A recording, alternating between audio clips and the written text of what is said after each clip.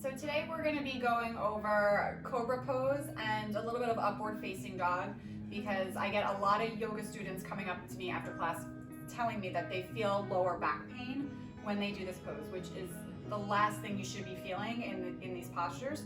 So we're just going to go over alignment and common mistakes to make sure that you are practicing these two back bends as safely as possible. So Jess is going to start in child's pose for me. And then when she's ready, she's just going to slide herself forward onto her belly. Good. And then the arms, we're going to actually set up her hands right alongside her ribcage.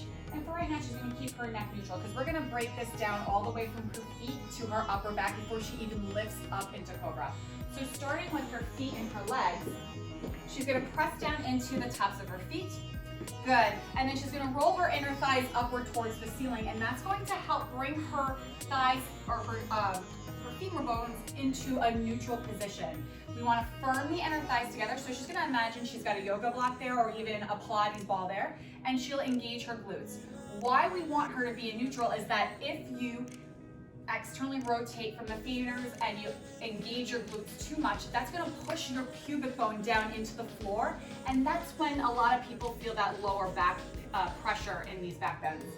So the second thing, we kind of already touched upon it, is her hands are right alongside that rib cage, and you see as if she just finished her chaturanga, her elbows are stacked right over her wrists.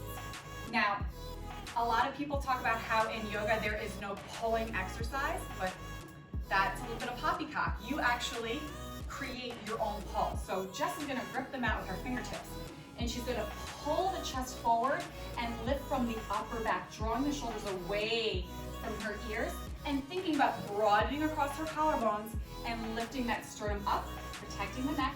Very good. Take a nice deep inhale, Jess. And then exhale. Why don't you go ahead and relax.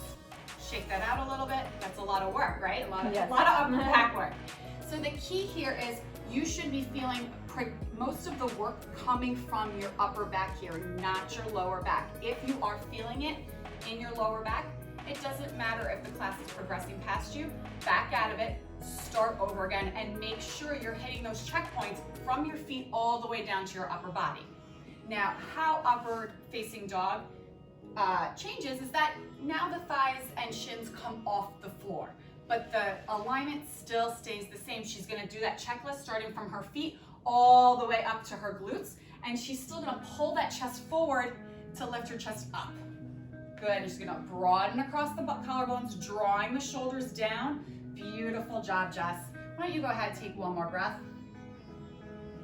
Good, drop the knees, and why don't you take your child's pose. Good job, Jess. Good job, you guys.